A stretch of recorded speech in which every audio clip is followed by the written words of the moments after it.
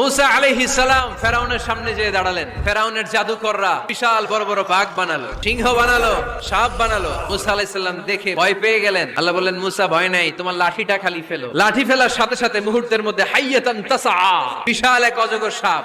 ফেরাউনের জাদুকরদের বানানো সব বাঘ, ভাল্লুক, সিংহ আর সাপগুলো রেখে বিশাল ফানা ধরে আছে। আর সাপ বলতে শুরু করেছে, আর কে আছে নিয়ে আয়। সুবহানাল্লাহ কইতে পারলেন না?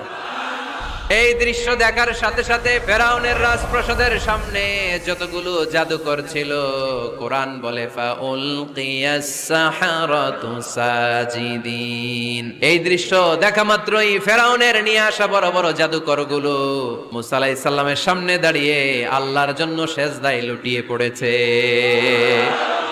ফাউলকিয়াস সাহারাতু সাজিদিন, সেজদায় লুটিয়ে পড়ে ঘোষণা দিল, আমি ফেরাউন রে মানি না, আমি কোন নাস্তিককে মানি না, আমি মুসার রব, হারুনের রব, বনি